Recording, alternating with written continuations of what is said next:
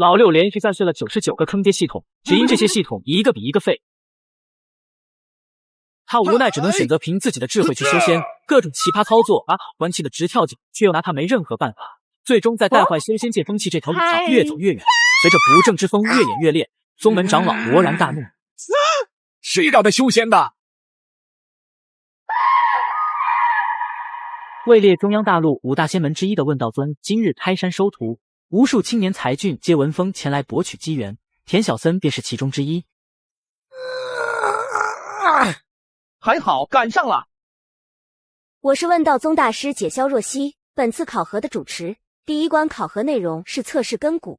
问道宗测试根骨的方式比较传统，靠的是手工把脉，可众人等了许久也没见到负责测试的人。这戴不凡又跑哪偷懒去了？隔空取物。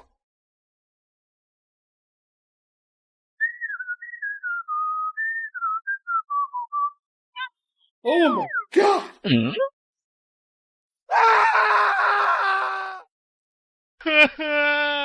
好了，测试正式开始。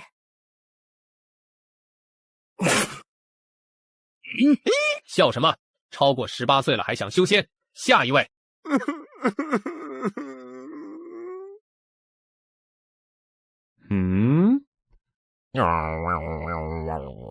黄蜂之力。玄空庙的沙弥来这里干什么？别以为你戴个假发就能蒙混过关。问道宗可不支持双宗籍。去，回你的玄空庙去。接下来一连测试了几十人，都是资质平平的双灵根或者3灵根。这时轮到排在田小森前面的宁宪峰，戴不凡打了个哈欠，没抱什么希望的开始把脉。不一会儿，他突然眼睛瞪得滚圆的站了起来。我操！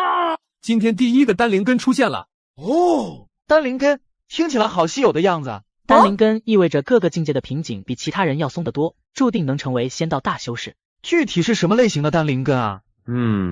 单身狗身上的灵根，简称单身灵根。我尼玛！单身狗灵根是什么鬼？一辈子单身吗？单身灵根是学名，在修仙界，大家习惯叫它的俗名纯阳灵根，明白了吗？宁宪峰犹如晴天霹雳，纯阳灵根至刚至阳，使鬼魅摄心。若保持纯阳之体，修为可一日千里；可一旦破掉纯阳之体，修为则一泻千里。这不是妥妥的活太监灵根吗？宁兄，节哀。我一般不会笑别人，除非忍不住。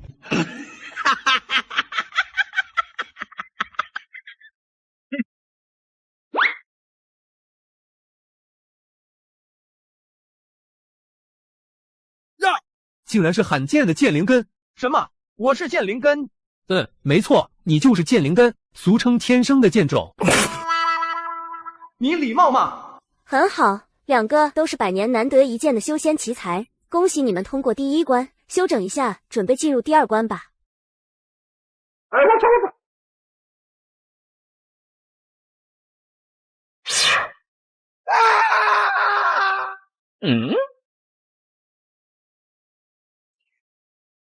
这些年轻人陷入幻境，就会忘记一切，做出最真实的反应。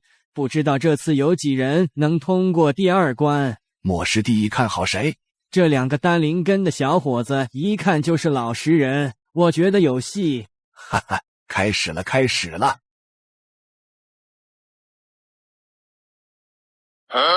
我是谁？这是哪里？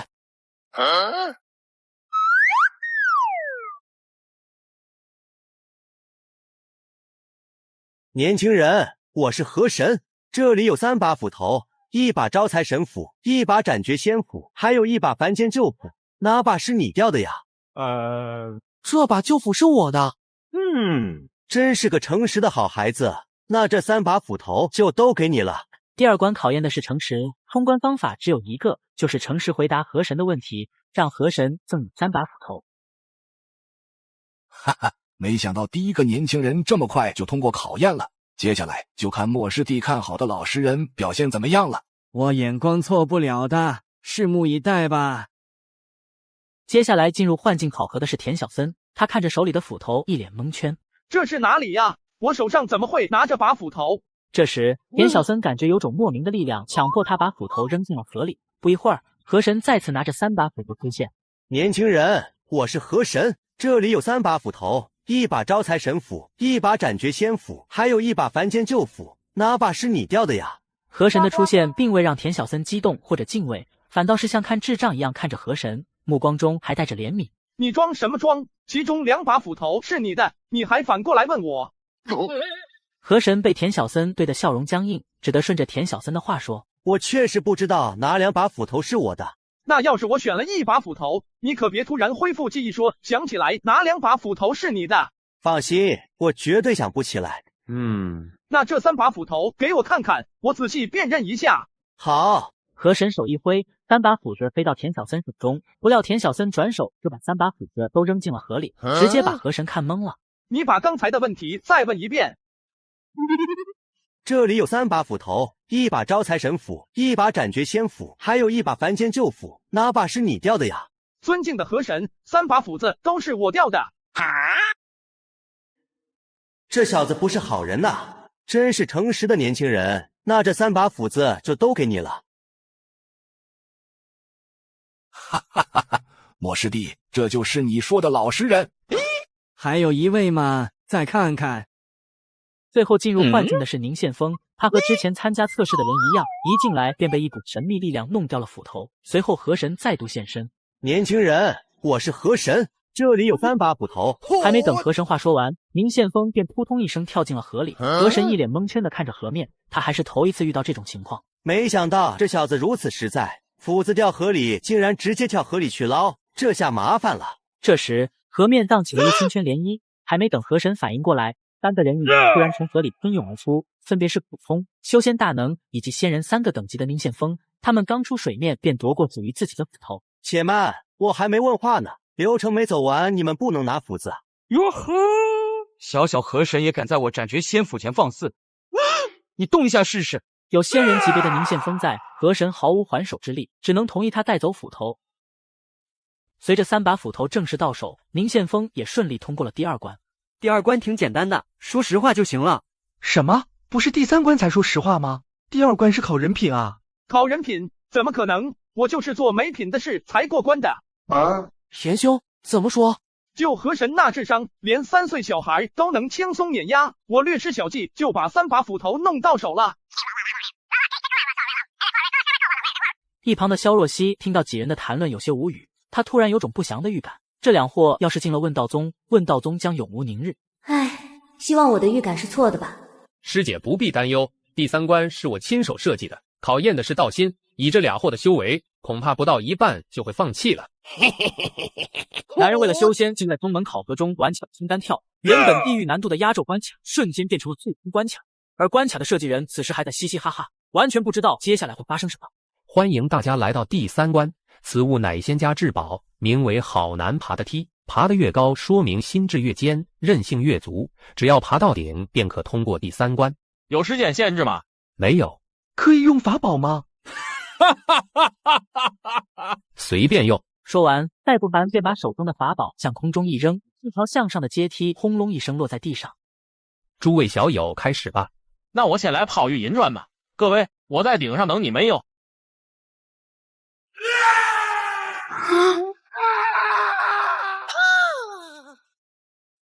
怎么回事？我知道了，肯定是越使劲，反弹力就越大。只要不和阶梯硬碰，温柔的走上去，应该就没事。还是我来给大家打个样吧。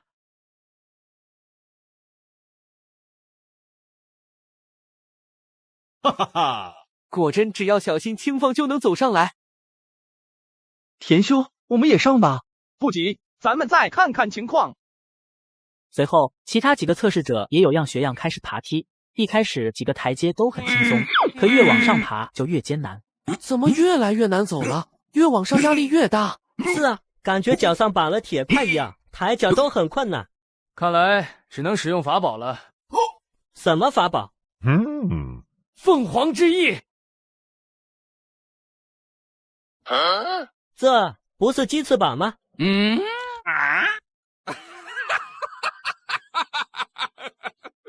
搞什么？我的凤凰之翼呢？戴不凡看着这些饱受折磨的测试者一脸得意的模样，他对自己设计的关卡很是满意。任你们的法宝有多神异，在我这个梯子上就是一堆破铜烂铁。田兄，你在干什么呢？再不行动，咱得落后了。宁兄别急啊，就这样靠蛮力爬肯定不行的。你身上有没有带东西？随便什么都行，我做个实验。这个可以吗？我去，赶紧拿开。不是你说什么都行的吗？行，你把这玩意放到台阶上，再试着拿起来，看看有什么感觉。好嘞。宁宪峰按照田小森说的，把裤头放在第一级台阶上。当他想拿起来时，却感觉有只无形的手在扯住裤头一样，十分费劲。你把裤头拿起来，然后放在第2级台阶上方，但是不要接触台阶面试试。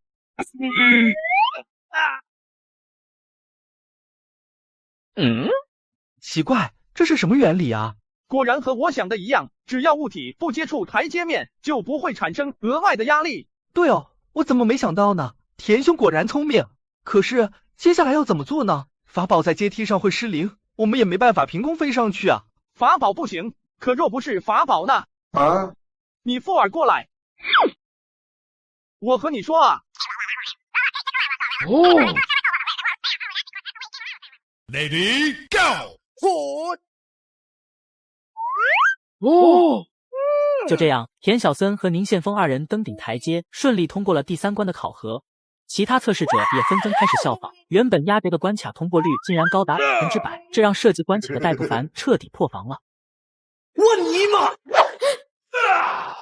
别拦着我，我今天一定要给这2个家伙一点教训。戴师弟，你要冷静啊！师姐，这一关是我花了10年时间才设计出来的呕心沥血之作，才第1次登场就被这小子毁了，你叫我如何冷静？戴师弟，你别忘了，第3关考验的是求道之心，师弟如此易怒，不利于日后修行呀。戴不凡听了萧若曦的话，如遭棒喝，慢慢冷静下来，而萧若曦也松了一口气。多谢师姐提醒，我差点被执念所惑。客气啥，我也是担心师弟的名声。不对啊，第3关考验的是他们，又不是考验我，怎么反而教训起我来了？师姐，你别拦着我。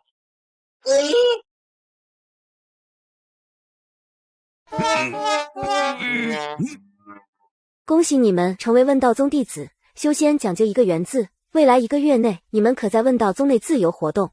1个月后，你们要选择一位长老作为你们的师傅。只能选长老吗？选宗主行不行？可以，不过宗主向来不喜教导弟子，你们成功的概率很小。好了，稍后会有人带你们前往你们各自的洞府，田小森和宁宪峰2人留下，其他人都散了吧。不会是咱们投机取巧被取消成绩了吧？怎么可能？戴师兄被捆在那就说明了一切，况且这才第2集，宗门勾心斗角的戏还没开始呢。有什么不可能的？烂尾剧不行吗？外面烂尾虾多的去了。倒是没想到你们2人皆通过考验，成为我问道宗弟子，综合成绩居然排名第1和第2。夸咱们呢，我就说没事的吧。宁宪峰，你是纯阳灵根，气血迎天，邪魅克星，8位长老之中3长老深谙此道，你可拜他为师。多谢大师姐。这3长老不会是个千年老光棍吧？闭嘴，休得无礼。田小森，你是剑灵根，天生的剑道种子，本宗最擅长剑道的当属宗主，你应拜他为师。可师姐您刚才说宗主向来不喜教导弟子。无妨，拜师一事我可替他决定。萧若曦轻描淡写的语气让田小森愣了一下，说的好像宗主不答应也要答应似的。我只是建议你们和其他弟子一样，有1个月的适应期，1个月后你们自行决定拜谁为师。第2天清晨，田小森起了个大早，准备先去藏经阁看看，了解中央大陆的大致情况。刚到门口就被守门的师兄拦住了。新来的？是的。既然是新来的，我就和你说说藏书阁的规矩。第一，新人权限只能看第1层的书。第2，新人只能借1本书。第3，新人要爱护书籍，弄脏了要原价赔偿。第4，严禁随地大小便。真的有人会在藏书阁乱拉吗？了解，我记住了。进去吧。偌大的藏经阁只有零星的脚步声和沙沙的翻书声，这里书籍琳琅满目，从民间艺人的相声入门到修士的功法秘籍，应有尽有。田小森随手从书架中抽出了一本书。龙凤变，好霸气的书名。这时，田小森好似听到了龙凤和鸣的声音，眼前似乎看到有龙凤的虚影出现，栩栩如生。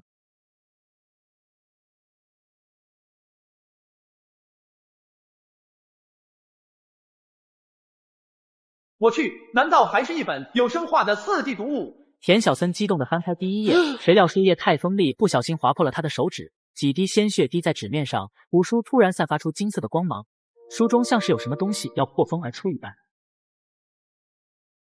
这也太刺激了，会出现什么呢？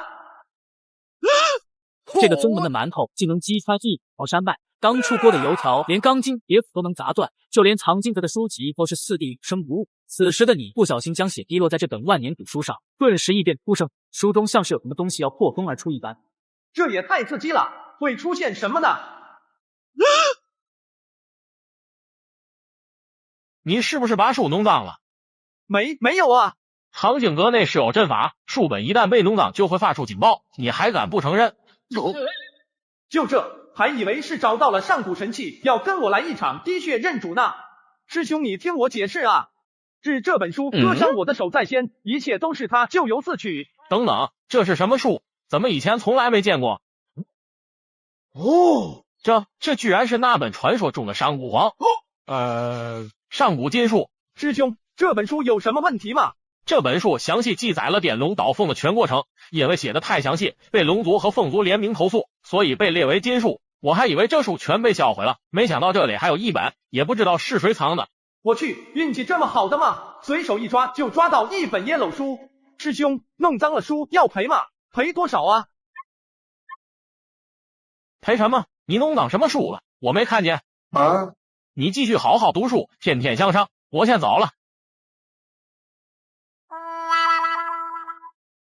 被师兄没收禁书之后，田小森并没忘记来藏书阁的目的。他沉浸在一本本修仙专业书籍中无法自拔，一直看到太阳下山，感到饥饿，才想起一天没吃饭。在知识的海洋中畅游，时间就是过得快，饭点过了都不知道。见过师姐，请问刚刚的师兄哪里去了？他请假回去研读古书去了。师弟，你找他有事？把奖励自己说的那么清新脱俗，并无要事。我是昨天新来的弟子，对问道宗还不熟悉，请问师姐，咱宗门吃饭的地方在哪里？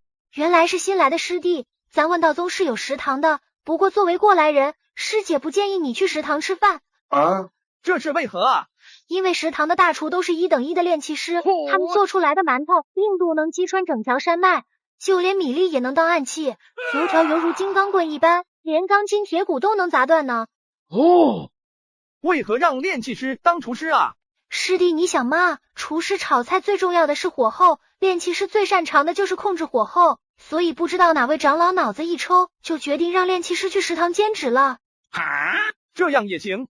而且去食堂买兵器，不对，去食堂买吃的是需要零食的。看师弟的气质，并不是很有钱的样子。师姐要不要这么直接啊？不用难为情了，如果没钱吃饭，可以去丹顶峰看看，那里应该有废弃的辟谷丹。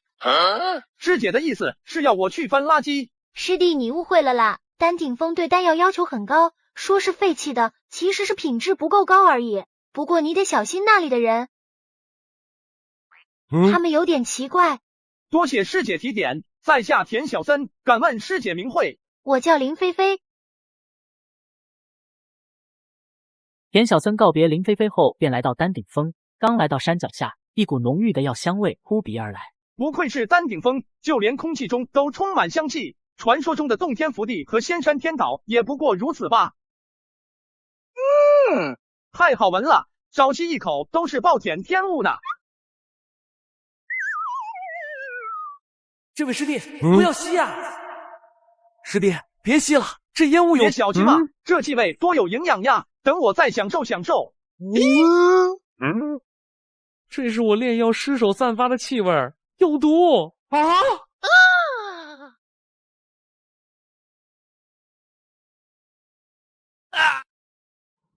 师弟醒啦，不疼了吧？你对我做了什么？还好腰子和小弟都还在。师弟不好意思啊，在下丹顶峰弟子无名，刚刚炼药时走了一下神，把丹药炼成了毒药。但是不吹不黑，虽然我经常走神炼错药，但却一次都没毒死过人呢。这是什么值得骄傲的事情吗？奇怪，我只是吸了几口毒气，为什么脑袋上会缠着纱布？我刚刚搬运你的时候不小心走了一下神，往你脑袋磕了一下。不过师弟不用担心，只要你还有一口气，在我丹顶峰就能治好。师兄，你到底想什么？会经常走神啊？我一直在思考一个问题，丹药，重点在后面的药字。丹药自然是可以治病救人的，可辟谷丹并非是给病人吃的，而是给修炼者当饭吃的，为何也算作丹药？所谓药食同源，师兄也不用太纠结，况且营养不良也是病啊。药食同源？哦，厉害啊！为兄经过上百年都未能参透，没想到师弟竟然一下就悟出来了。这么聪明的脑袋，可别磕出什么后遗症来了。来，这是师兄刚刚为你炼制的疗伤丹药，你赶紧试试。田小森盯着这瓶冒着黑气的丹药，一脸抗拒。他不过是来丹顶峰讨要几颗辟谷丹，啥都没干就头裹纱布躺在床上了。要是再敢吃这丹药，怕是阎王爷都要夸他胆肥了。你若不放心，我可以让小白先试试。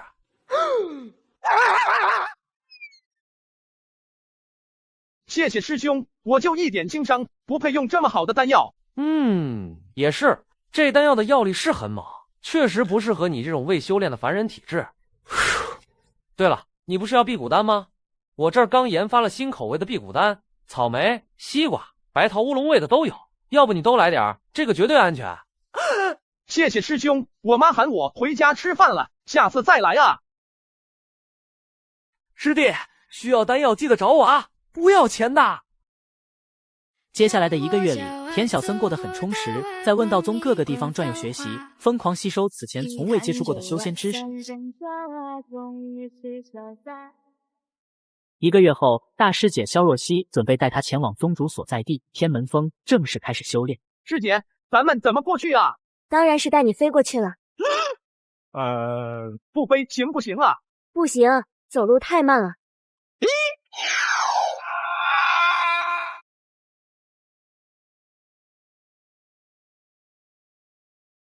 你穿越修仙世界，却因为挺高只能靠师姐带飞，最后只能全程当个闭眼玩家瑟瑟发抖，顺便灌溉了宗门内的花花草草。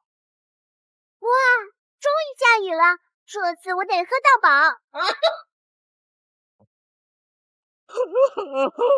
已经到了。到了，太好了。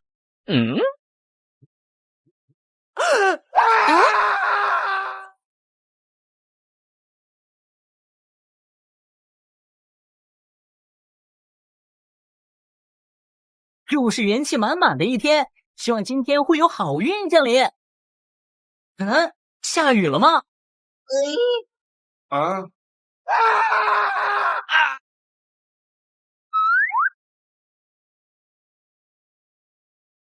妈呀，修仙真刺激！大师姐，咱师傅呢？师傅如今正在闭关，修炼到关键时期脱不开身，由我带师收徒教导你修行。搞半天不是宗主亲自教，那飞过来干嘛？害我差点没了半条命。正式修行之前，简单给你介绍一下咱们这一门。师傅他老人家规矩很少，只要别做得太过分，弄得天怒人怨，他都不会管。师傅他老人家如此开明，真是做徒弟的福分。别高兴得太早，我底线比师傅高，他不管的我会管。知道了，师姐。师傅门下共有4位弟子，除你我之外，你上面还有1位师兄1位师姐，他们1人在西方佛国，1人在南方妖域，常年不回宗门，要见上他们一面很难。那岂不是一个大佛一个大妖，这合理吗？想什么呢？跟我来。师傅特意交代，算上你，本门共有5人，你拜师时只有你我2人，显得过于孤单，为此师傅特意准备了他们3人的画像，以此代替他们在场。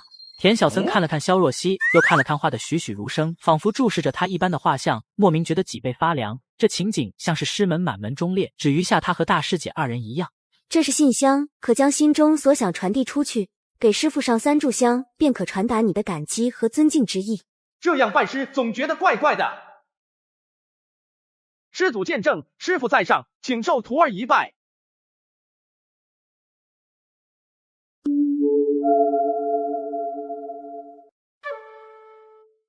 好了，现在开始修炼。我是第一次教徒弟，你是第一次当徒弟，你我二人相互将就一下。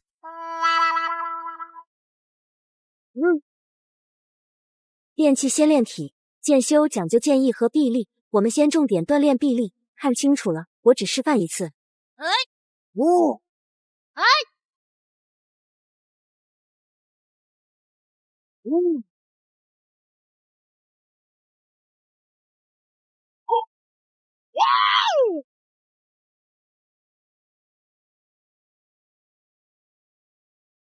做到这种程度就可以了。怎么，有困难吗？没有。田小森大步上前，试着单手拎起水缸，整个动作一气呵成，可试了2次都没拎动。他又2手发力，使出吃奶的力气，可水缸依旧纹丝不动。师姐，你确定这个是新手可以完成的吗？都说我是第一次教徒弟了，没想到你臂力这么弱。萧若曦随手在水缸上画了一道符，水缸重量骤减，达到田小森刚好可以单手拎起来的程度。随后再掏出一个傀儡，在一旁监督田小森练体。先拎1天，看看效果。就这样，田小森开始了苦逼的拎缸生活。一旦胳膊没力气，傀儡就为他吃2粒大补丹，他立马像充了电似的继续练习。1天下来，田小森也不知吃了多少粒大补丹，最后他还是体力不支倒在了地上。傀儡见状只能结束训练，随后找了一辆小推车把田小森推回去，顺手还给他盖了一张草席。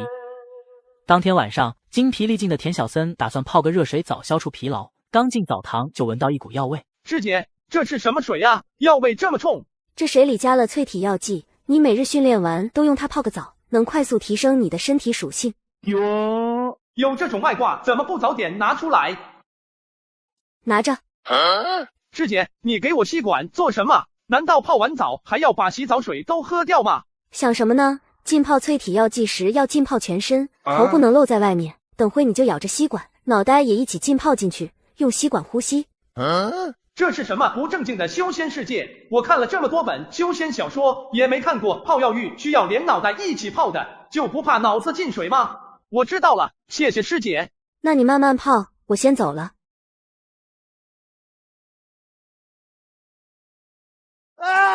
大师姐，你用开水泡澡的吗？完蛋，又忘记他是凡人了。小师弟，烫伤药我放在门口了，你记得用哈。一段时日过去，田小森终于从一名平平无奇的凡人成长为一名擅长耍钢的优秀民间艺人。不错，练体进展比我预估的还要快上几分。那能修仙了吗？举重若轻你已经没问题了，现在开始练习举轻若重，什么时候能抓住豆腐而不烂，就算完成练习。手心向下，抓住它。田小森闻言一把抓住豆腐，却把豆腐抓了个稀巴烂。萧若曦继续给他递了一块豆腐，可他还是一抓就烂，根本拿不住。在连续抓了好几次都失败后，田小森开始抱怨：这豆腐这么嫩，根本抓不住嘛！谁说抓不住？说完，萧若曦拿出一块豆腐，轻巧地抛向空中，随后在豆腐落下的瞬间一把抓住，豆腐在他掌中依旧完好无损。你看看，我抓的豆腐碎了吗？师姐威武！少贫嘴，找准感觉，用身体控制力量，练到合格为止。是，大师姐。1天训练结束，田小森浑身上下都是豆腥味，眼睛更是由于长期集中在豆腐上，差点成了斗鸡眼。晚饭更是让田小森无语，原材料都是他白天抓烂的豆腐。洗洗睡吧，梦里啥都有。半夜里，熟睡中的田小森梦到自己来到一个奇怪的空间，周围皆是浓厚的迷雾。这是哪里呀？年轻人，这是本座临时搭建的空间，无人可以察觉。是谁？别装神弄鬼了，快给我出来！本座见证万古岁月，见过无数大能修为独步天下，最终都逃不过被岁月侵蚀的结局。一腔热血皆化作临终前的一声叹息，任他风华绝代，也难及本座永世长存，逍遥自在。难道你就是传说中的长生之人？错，本座是神，不是人。今日本座心血来潮，算出你与本座有缘，打算送你一场大造化。此空间从炼气期到渡劫期所需的功法、丹药和秘籍应有尽有，每到一个阶段，你就能开启本作一部分传承。哟，这不妥妥的金手指吗？终于要送我一个靠谱的系统了。前辈太客气了，请问前辈何人？哈哈哈，看无显现真身。哦，我去，豆腐成精了。小友别怕，吾乃豆腐天尊，这里有本尊的毕生所学。你吃的豆腐越多，修为提升就越快，然后越级挑战，左拥右抱，甚至称霸修仙世界都不成问题。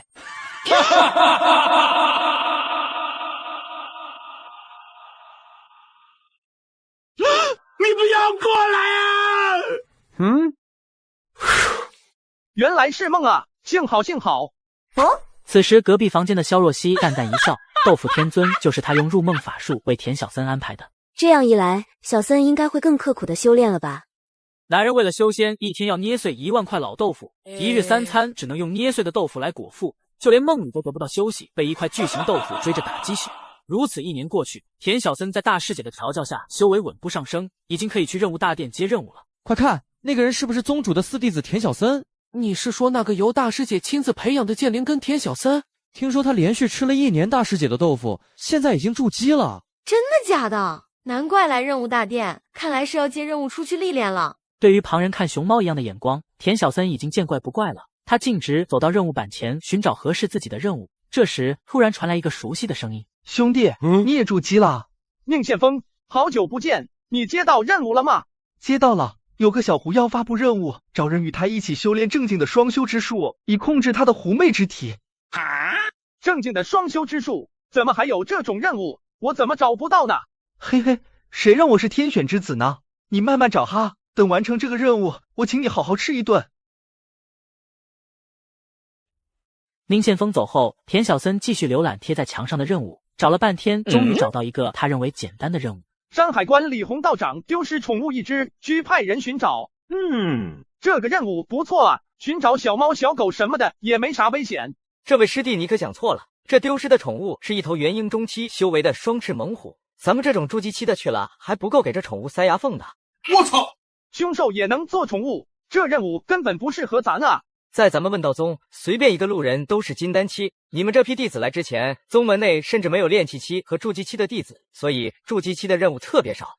谢师兄指点，我再找找。随后，田小森走到另一边，看着墙上的任务，终于找到一个符合条件的。太平乡出现一种鸟类妖兽，口吐人言，具体种类未知，尚未有商人及使用妖法记录，请问道宗道长解决此鸟类妖兽。这任务简单啊！师兄，我接下那个解决鸟类妖兽的任务。和田小森几乎异口同声接下任务的是和他同一届的小姑娘，刚好也是突破到筑基期。这位师兄，筑基期任务不多，不如我们2人合力完成，奖励平分，如何？好啊，我叫田小森，请问师妹芳名？豪妖夜见过田师兄，太平乡距离这里不算近，不如我们乘非洲如何？啊，又要飞？非洲甲板上，豪妖夜看着瑟瑟发抖的田小森，一脸无语。田师兄，你恐高？陶师妹，你知道吗？咱们人族是一个很矛盾的种族，往往人们恐惧什么，又崇拜向往什么。比如人族向往天空，希望和鸟一样自由飞翔，但又敬畏天空，觉得天空神秘莫测，怕遭天谴。这就是师兄你恐高的原因？是的。田师兄，我记得你是剑灵根，勉强算个剑修。我还没听说过恐高的剑修，所以田师兄要是学会飞剑以后会怎么做？剑仙并非只能和御剑飞行画上等号，师妹可曾听说过陆地剑仙？好像听说过。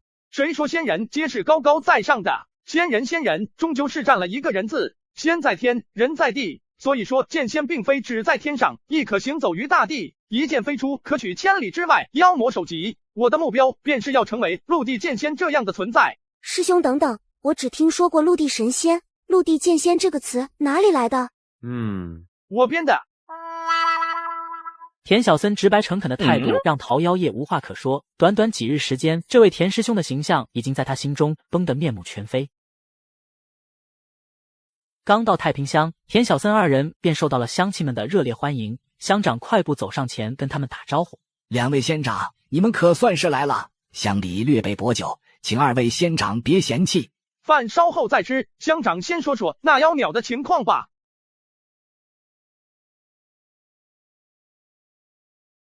大概是20多天前的事了。冯裁缝大呼小叫的跑到街上，说他们家来了一只吃人的大妖怪，厉害得很。老冯，你可别乱说，你亲眼看到大妖怪吃人吗？吃谁了？我不知道吃谁了，但那妖怪会说话，肯定是因为吃过人才会说话的。民间确实有传闻，说妖怪吃人就能化作人形并口吐人言，不过这都是以讹传讹罢了。妖族修炼哪有这般简单？口吐人言要炼化喉中横骨，最少也是炼气后期。乡长，你亲眼见过那只妖鸟吗？见过。那妖鸟羽毛鲜艳且富有光泽，一看就不是寻常的鸟。寻常的鸟哪敢长得这般招摇？那妖鸟跟你们说了什么？他问我是谁，张关甲在哪里？我心中不解，张关甲是我们乡的一位修士，炼气3层，修为平平，怎么会和妖兽产生联系？所以我便鼓起勇气询问，不知妖王找张关甲所为何事？可那妖鸟不理我，呼呼翅膀直接飞走了。自那以后，妖鸟便在太平乡四处飞行，虽未伤人，但大家日子都过得战战兢兢，生怕妖鸟凶性大发，一口把大家都吃掉。既然妖鸟在寻找张关甲，你们有没有尝试过让妖鸟和张关甲见面？都不用我们安排。几日前的妖鸟直接飞到张关甲家中，对着张关甲大喊妖怪。我们正不知道该怎么办，二位仙长便来了。难道张关甲是妖怪？妖鸟是在提醒你们要小心张关甲。妖鸟每次下山都要吃掉1万个村民，只因坊间传闻妖怪吃人后就能口吐人言。可奇怪的是，妖鸟却大喊别人是妖怪，这妖喊捉妖的举动把刚出新手村的田小森搞蒙圈了。难道张关甲是妖怪？妖鸟是在提醒你们要小心张关甲。师妹，你这个想法有 bug 啊！如果张关甲是妖怪，那必然是化为人形的大妖。化形大妖怎么可能容忍小小的妖鸟胡言乱语？怕是妖鸟还未来得及说话，就被张关甲一掌给灭了。张关甲难道不能被妖怪附身夺舍吗？也不是不可能，这张关甲还是要见一见的。随后，乡长带着田小森二人来到张关甲的住处，得知二人代表问道宗前来调查妖鸟一事，张关甲突然激动起来。我特马不是妖怪，你们不能妖鸟喊什么就信什么吧？妖鸟还喊大爷来玩呢，你怎么不让几个大爷去玩妖鸟？老张你别激动啊，二位仙长也只是来了解情况。那妖鸟我从来没见过，鬼知道他为什么要叫我的名字，莫名其妙我就成了妖怪。我的学生因为害怕被我吃掉，现在每天都按时完成功课，这像话吗？妖鸟又来了！终于来了！师妹别怕，待会你就站在我身后甩技能就行，有我在前面吸引仇恨，妖鸟伤不了你。师兄莫要轻敌，这妖鸟估计是炼气7层，有可能还是筑基后期的妖怪，战斗起来可不容易。区区一只妖鸟，待我抓住它，晚上请大家吃烧鸟。没多时，田小森终于见到了困扰太平乡20多天的妖鸟，深绿色的羽毛鲜艳无比，嘴里还一直叫喊着有妖怪，有妖怪。你们说的妖鸟就是这玩意？对对，从来没见过鸟会说人话的，不是妖鸟是什么？这是哪门子的妖鸟？不愧是仙长，竟然左手擒鸟，真乃大神通。你们说的妖鸟其实就是只鹦鹉，一种普通的鸟类，只是擅长模仿人说话。模仿人说话，模仿人说话。郭道，他喊张关甲是妖怪，并非是他自己想喊的，而是之前听别人喊过，他才跟着学。遇到张关甲，碰巧重复了一遍罢了。这破鸟，看我不宰了他！张兄别激动，此地距离雨林相隔半个大陆，这鸟定然不是自己飞过来，而是被人带过来的。可是谁会把这鹦鹉带过来呢？此鸟20日都绕在太平乡，未去其他地方，说不定它的主人就在此地。可乡里的人都知晓妖鸟的事，若这鹦鹉是有主人的，怎么会没人认领呢？东边的上家倒是有可能不知道。上家人几乎不出门，也不愿意与人交谈，听说是因为上家家主也是一位修行者，年轻时受挫导致修为一落千丈，从此失去修行之心，故而隐居于此。他是乡里的首富，若说妖鸟是他家的，倒也在情理之中。既然如此，那就去问问上家。太平乡并不大，不一会儿，田小森和桃夭叶便来到了上家大门外。来应门的是上家的管家。你们是？我们偶然间寻到了这只鹦鹉，乡长说也许是上家的，特来询问。多谢二位少侠，这应当是我家小姐丢失的鹦鹉，二位请进吧。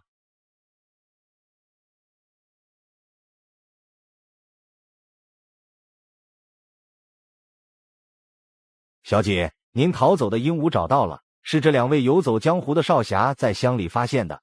行了，张管家，你先出去吧。张管家，宝宝回来了，宝宝回来了。谢谢你们把小绿带回来，没事你们就先回去吧。桃夭叶峨眉微皱，上家小姐疏远的态度让他有些不喜，而田小森却如同没事一样笑嘻嘻的打混。哟呵，我们帮你找到心爱的鹦鹉，难道不应该请我们吃个饭，聊个天啥的吗？我和你们没什么好聊的，你们尽快走吧，最好是离开太平乡。我们可以聊理想，谈抱负，还能聊聊妖怪。你们赶紧走，这不是你们待的地方。我们可是来自5大仙门之一的问道宗，有什么地方是我们不能待的呢？小姐，该吃晚饭了。还有，老爷听说仙门2位少侠上门，特意吩咐留下2位少侠用膳休息一晚。哟，既然你爹这么热情，我就留下来陪你。是留下来过夜吧。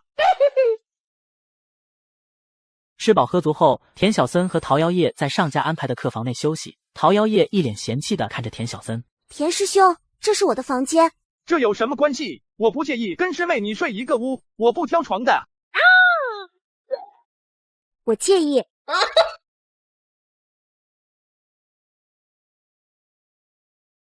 半夜里，桃夭叶隐隐约约听到屋外传来脚步声，他立马睁开眼睛起身，警惕地拿起一旁的千幻伞。谁在外面？是你？多好的皮肤啊！我这辈子都没见过这么雪白又好看的皮肤，我想要这样的皮肤好久了。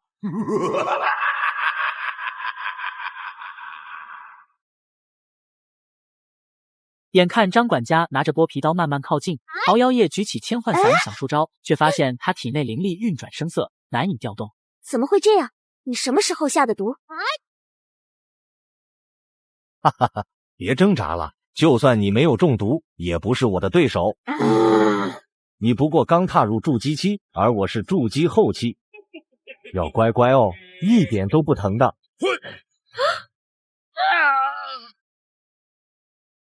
你怎么没中毒？问道宗入门必修课，1800种常见毒药及解法，你要看看吗？张管家猛地回首，发现田小森拿着补剑站在门口，笑盈盈地看着自己。他这才反应过来，原来自己才是猎物。你们是怎么发现我的？你知道鹦鹉在乡里说过什么话吗？什么话？他说你是谁？张管家在哪里？这和我有毛线关系啊？我猜鹦鹉真正说的是你是谁？张管家在哪里？他定是听到上家小姐这样说才会跟着学，你说对吧？至于上家小姐为何会这么说，我猜是因为她发现了真正的张管家被人替换了身份，所以你是个彻彻底底的冒牌货。这只傻鸟，当初就应该宰了他。哈哈哈，那又如何？我身为筑基后期，对付你们2个筑基初期绰绰有余。师兄，怎么办？师妹放心，包的。你就没有想过你能给我们下毒，我们就不能给你下毒吗？哈哈哈，可惜你们给我下毒，却不知我百毒不侵。哈哈哈，百毒不侵又如何？我下的不是毒，而是媚药，你又该如何应对？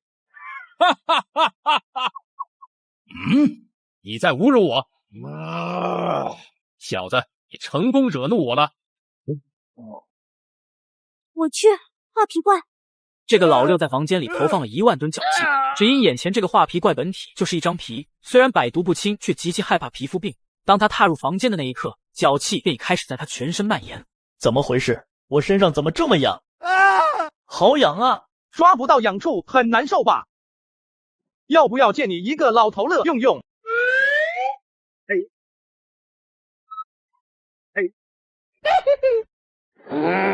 媚药不可能对我有影响，你到底对我做了什么？只是让你感染脚气而已。我料定你会来找桃妖夜，所以提前在这间厢房留下了引发脚气的病菌。不会真以为我下了媚药吧？什么脚气？难怪你说我侮辱你，你本体就是一张皮，就算媚药对你有影响，又能怎么样呢？难道整张皮卷成一根棒子吗？你们今天休想活着走出这个门！我要发飙了！要不要再给你加点剂量？够了，不要再加了，养死宝宝了。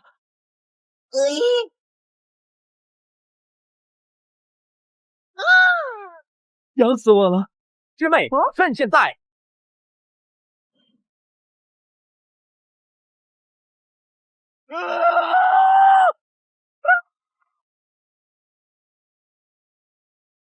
画皮怪以诡异著称，不以防御见长，再加上中了脚气，自然是一招见胜负，没有丝毫悬念。灰烬收好，这可是咱们完成任务的凭证。这灰烬不会也有脚气吧？都烧成灰了，还有什么真菌能够存活？拿着。哎，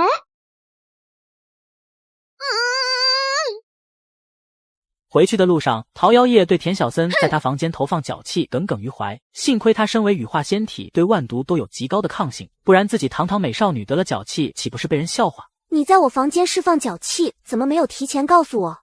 我告诉过你了。什么时候？吃饭的时候，我用眼神暗示过你呀。原来你不是够不着菜，让我给你递盘子。我是那么肤浅的人吗？为了让你快速明白，我还特地把鞋脱了做辅助。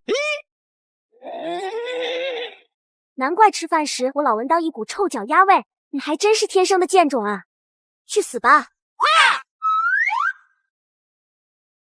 回到问道宗后，两人第一时间来到任务大厅，刚进来就看到宁宪峰在向发布任务的师兄诉苦。宁宪峰师弟，你这个任务挺简单的，怎么还让狐妖投诉了？说你态度有问题，不肯配合他。师兄，你们要查查那只狐妖，肯定有问题。我只是过去提供双修功法而已，他居然还要求验货，甚至想实操来世功法真假。要不是我不能破了纯阳之身，我还用得着他说吗？宁兄，你是愤怒自己是纯阳之身少了一次邂逅，还是愤怒狐妖小瞧了你的求道之心呢？要不为兄助你前去消除投诉如何？呸，下流！师兄，我们两人完成了处理妖兽的任务，这过程啊，真是惊心动魄。听了田小森加了美颜后的描述，发布任务的师兄惊呼连连。他没想到如此简单的任务过程竟如此跌宕起伏。你二人第一次做任务就完成的如此出色，甚至超额完成了任务。田小森师弟原先的贡献点翻4倍，得120贡献点。桃妖夜师妹在此次任务起辅助作用，得90贡献点。贡献点是问道宗内部流通的类货币，在宗门内无论是购买商品还是在食堂吃饭，都需要用到贡献点。师兄，咱有贡献点可以消费了，有没有什么实用又便宜的东西啊？有，这个是十牛之力丹，炼丹大师无名的经典之作，服用后可获得10牛之力，横扫千军，筑基期到元婴期皆可用。现在做特价，一粒只需要100贡献点哦。无名，这名字怎么这么熟悉？田小森终于想起来，无名就是那日在丹顶峰把他的头磕得满头包的不靠谱师兄。那货做的丹药，难怪打折都没人要。不过从名字上来看，好像好厉害的样子，买一粒防身吧。师兄，我要一粒这个10牛之力丹。好嘞，贡献宝到账100贡献点。师弟，丹药您拿好。走，为庆祝你们第一次出任务归来，咱们去好破楼搓一顿。好破楼，很破旧的楼嘛。你啥文化水平啊？就这理解能力？好破楼就是很好突破的楼，好多师兄师姐在那里吃顿饭就顿悟突破了。哟，还有这种好地方啊！走，赶紧突破去。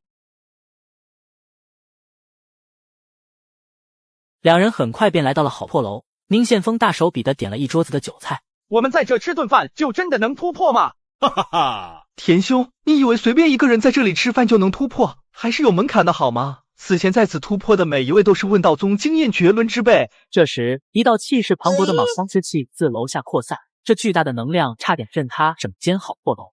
早就听闻好破楼一顿饭的功夫就能突破一个境界，我还以为是谣言，昔日一见，果真如此。竟然是元婴期的气息，不知是哪位天赋异禀的师兄弟有如此好运。这股气息透露着一丝狂野，宛如上古神族再现。咱们赶紧感悟这股气息，说不定对我等提升修为有大助力。对，要抓紧感悟。随后，酒楼内的弟子便开始集体打坐，都想借着这股气息悟出神族的一招半式化为己用。突然，一头浑身发光的野猪从天而降，径直砸在地上。孽畜往哪跑？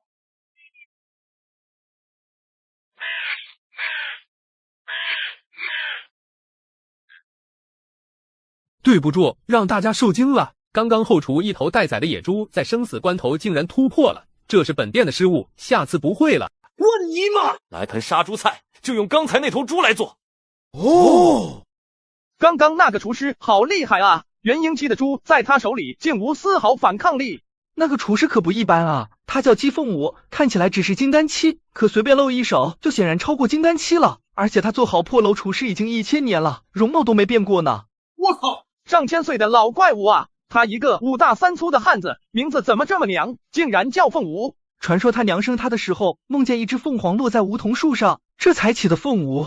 啊，还有这种说法啊，也太随意了吧！那要是他娘梦到一只鸡飞到一棵芭蕉树上，又该如何？那还不简单，就叫鸡。哦，你吃饭。明明是用于瞬移的功法缩地成寸，却被你练成了缩地和成寸2个法术，实属修仙奇才。你的任务报告我看过了，竟然利用智慧铲除了一只画皮怪，做得很不错。该教你些更高阶的法术了，说说看，想先学习何种法术？大师姐，你有快速赶路的法术吗？当然有，你是剑灵根，可学飞剑术，脚踏飞剑即可畅游5湖4海，也可学变身术，化成小鸟空中翱翔。你想学哪种？恐高的田小森一听都是空中法术，顿时心虚。大师姐，俗话说得好，跑都跑不快，想着飞就是好高骛远，不如先学一个陆地快速赶路的方法吧。你有这份心，师姐我也不能负了你的意，就先教你缩地成寸吧。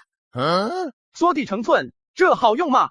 缩地成寸属于空间法术，原理就是把很长的距离缩短为咫尺之间。修为高的施法者可一步跨山越海，届时中央大陆虽大，也挡不住你的步伐。哦，这么厉害啊，好学吗？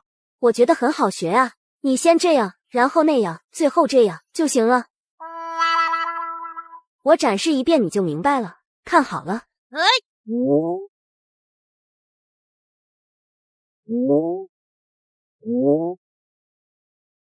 师弟，你看会了吗？就这样多练几次，熟悉后就能灵活运用了。刚刚发生了什么？师姐，你这样教学，我只能是学废了。当初师傅就是这么展示的，我看一遍就会了。这小子怎么这么笨呢？这是缩地成寸的咒语，回去理解透彻后背下来，明日施展给我看。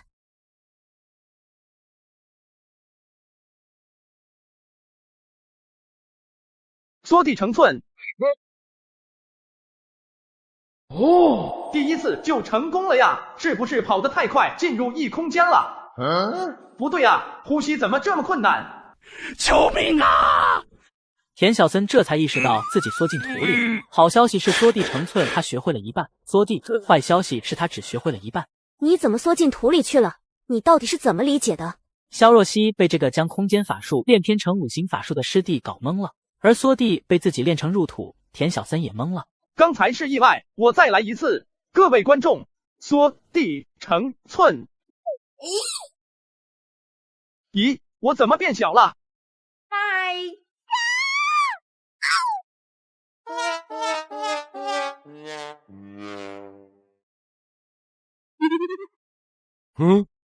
你到底是怎么做到的？怎么又练成缩成1寸高的人了？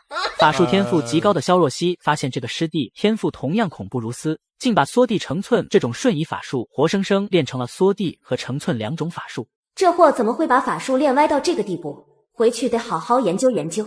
罢了，今日也算有收获，一次性教会了你2个法术，日后还得勤加练习。多谢师姐教导。下山后，田小森正巧碰到了前来找他的宁宪峰，一同前来的还有一个蛮族小子。老田被师姐调教完了。滚！这位是？没想到还是被你看出来了。没错，我就是蛮族横空出世的那个小天才蛮古，想不到竟被你猜到了。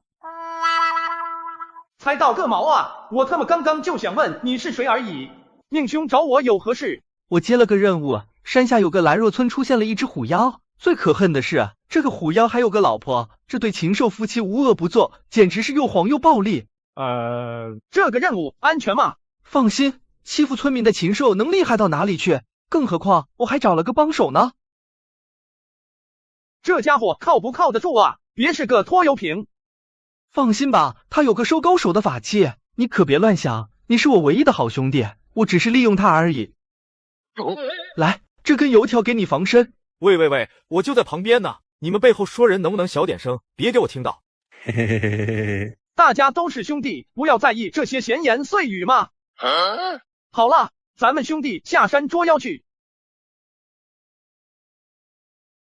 前面就是兰若寺虎妖的老巢，我们是不是要等到晚上再偷摸进去啊？干嘛要等晚上？现在就过去啊！光天化日，朗朗乾坤，怕什么妖魔鬼怪？行，过去看看。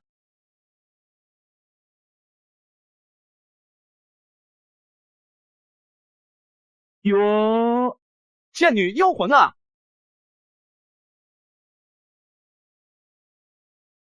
十里平湖中蓝天，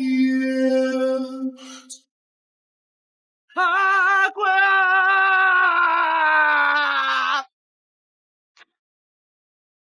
！BGM 放出来是男生版，我就知道不对劲，真恶心。停！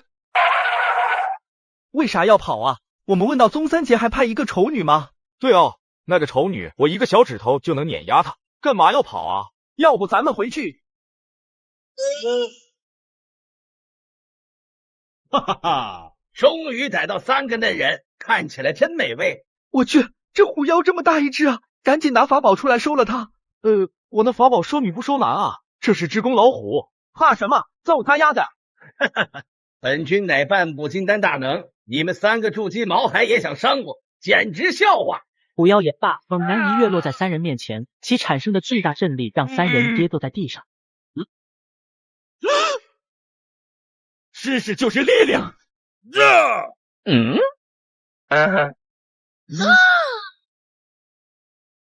哎呀，闭眼装死！本君一身铜皮铁骨，岂是你们能破的？认命吧！虎妖看到田小森掏出一根油条，直接愣住了，想着小孩子毕竟是小孩子，急眼了，什么稀奇古怪的东西都敢拿出来做武器，于是调侃道：“小屁孩真调皮，来，给你砸，如你所愿。”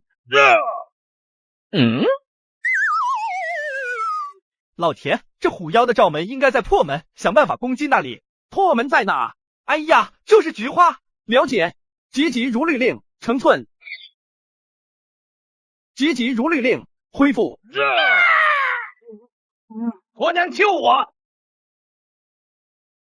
别装了，虎妖已经受伤跑路了。我没装，就是躺地上想伺机而动，没想到这么快就搞定了。趁他病要他命，追上去！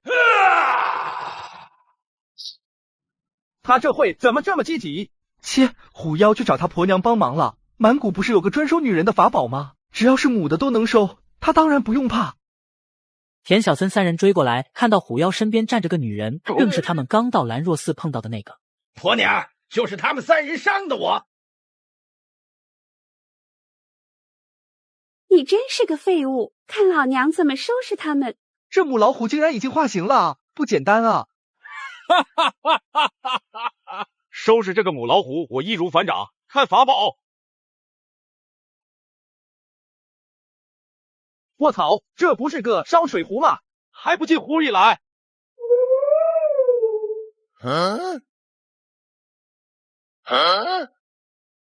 怎么没反应啊？还不进壶里来！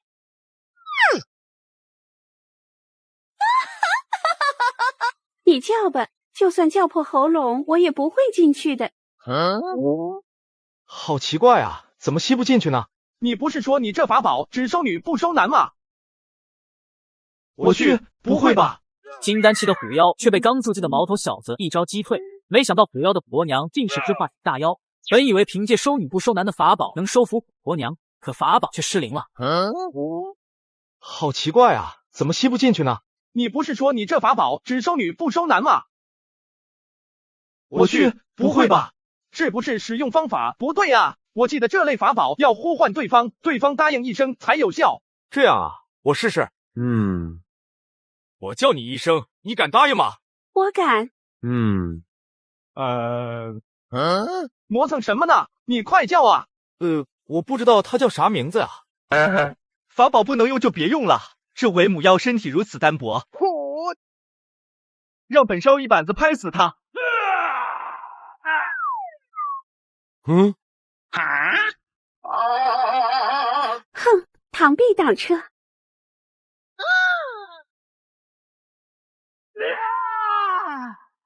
还有谁？见到虎妖婆娘如此强悍，田小森丝毫不慌，缓缓拿出油条准备放大招。婆娘小心，这小子很卑鄙，他会拿油条戳你。瞧你那点出息，本夫人可是化形大妖，这3个筑基期的小子根本奈何不了我。这么强悍，果真是化形大妖。你到底是什么妖？人妖。这妖好厉害啊！哼，报上名来，我不杀无名之辈。好险好险，你早说嘛，吓死人家了，咱们几个都是无名之辈呢。对，主要是太年轻了，还没混出名头。油嘴滑舌也救不了你们的命。老田，你不是有颗石牛之力丹吗？服下去会拥有10头牛之力，配合油条肯定能将这虎妖干掉。对哦，差点忘记了。石牛之力丹。莫说10牛之力，就是11头牛之力，我也挡得住。来吧，我倒要看看你的10牛之力能不能穿透我的防御。你竟然能听到我们的心声，好，那就如你所愿。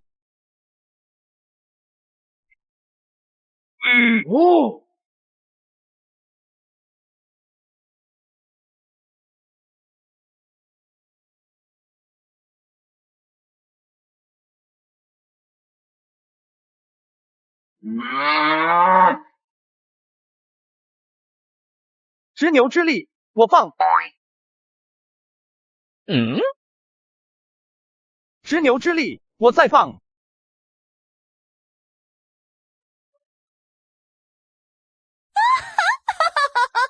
没用的小男人，该我出招。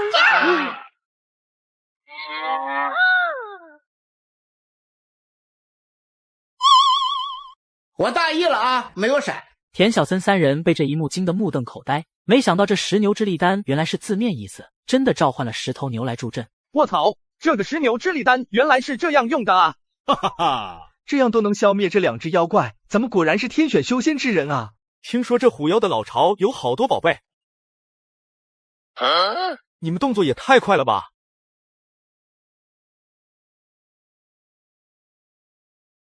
原来虎妖巢穴是个破庙啊，这哪里有财宝？这你就不知道了吧？肯定有密室呀！你咋知道有密室呢？墙上那么大的字，你们看不到吗？这虎妖是弱智吗？密码写这么大，生怕别人看不到。老子明天不上班。没反应啊！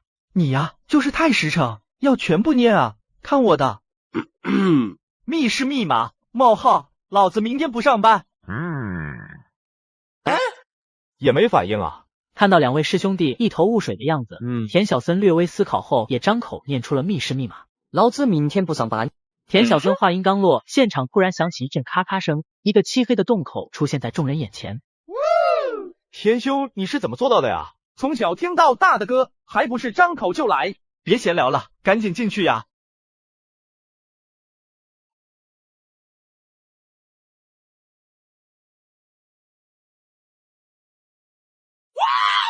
好豪华的密室呀，发财了！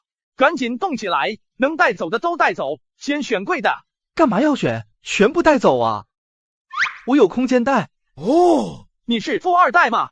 其实我那个壶也是个空间壶，不只收女人，也收金银财宝的。你那个就是臭不要脸壶。话多有变，抓紧时间收东西，咱们分头行动。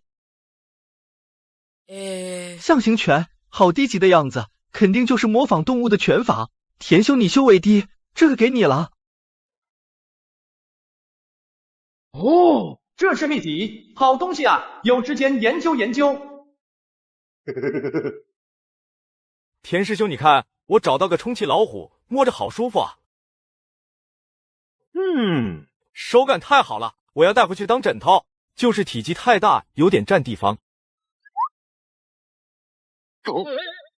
你离我远一点，你嫌大的话，把气放了，不就能带了？对哦，那我去放弃。咦，这有一封写给虎妖的信。信件内容是一个署名长孙温庭的魔教中人邀请虎妖加入魔教浔阳分舵，还附带了一枚带有长孙温庭特殊真气的令牌。竟然是魔教写给虎妖的信，难道虎妖和魔教勾结在一起了？竟然发现了魔教分舵的踪迹，这可是大功一件啊！在这块广袤大陆上，人族占据着绝对优势，而处于劣势的妖、魔、鬼三方为对抗人族，自然而然结成了同盟。所以发现魔教分舵的功劳要远比除去虎妖大得多。咱们能不能用这令牌混入魔教，捞个更大的功劳呢？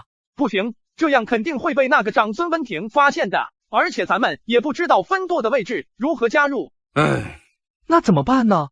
既然叫浔阳分舵，就应该在浔阳。咱们去打听一下长孙温庭这个人，找到就干掉他，然后拿令牌混入魔教，这样就不会有人发现了。哦，好办法。咱们这一路上再给这个长孙温庭散布点小小的谣言。咱们这样，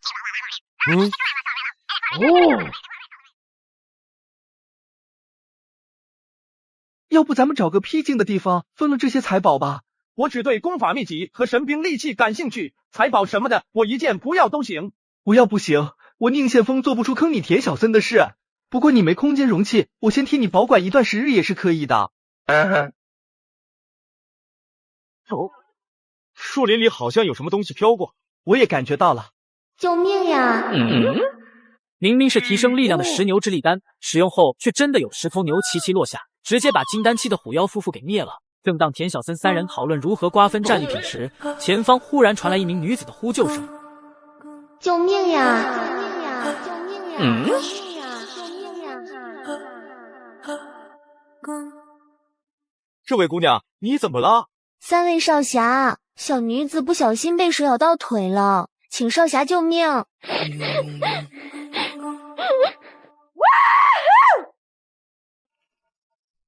这位姑娘真不幸啊！可惜本少身上没带解毒丸，但见死不救，我又良心不安。如今唯有我运功帮你把毒吸出来这一种方法了。胡闹！你修为一般，身子也弱，若是吸伤口导致自己中毒怎么办？父母养育之恩未报，怎可如此鲁莽，不爱惜自己？田小森突如其来的呵斥让宁宪峰懵了，紧接着一股暖流从心中升起。正当他红着眼眶要感情用事说些体己话时，田小森又说话了。我无父无母，修为略高，你们都莫动，让我来吸。我尼玛！田小森，你做个人吧。二位哥哥，咋地？你也想来一口？不是，是我身上的捆妖绳在蠢蠢欲动。啥意思？他可能不是人。不是吧？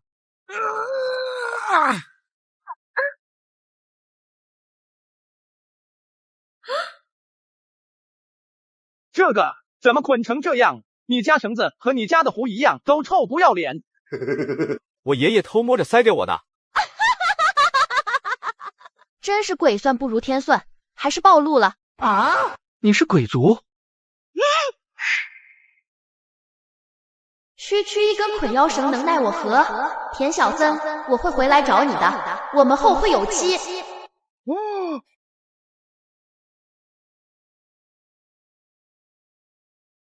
又不是我捆你的，你找我干嘛？这里阴森森的，我们赶紧走吧。问道宗三杰到了浔阳城外，便按照之前商定的计划开始造谣长孙温庭为人善良，天天不务正业做好事。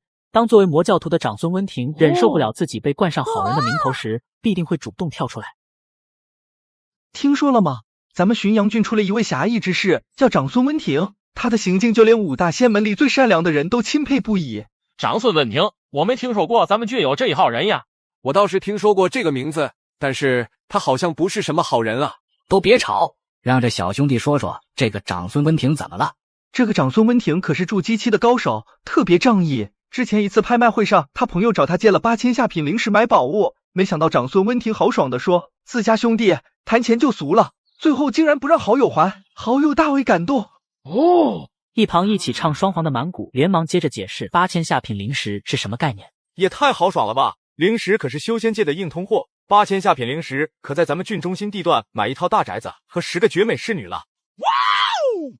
有一次，一个老头找到长孙温庭，说自己是他爹，结果长孙温庭不但不恼，反而直接给了老头100两黄金，说伪爹也是爹，让老头下次缺钱了再来找他。哦，这个长孙温庭真孝顺啊！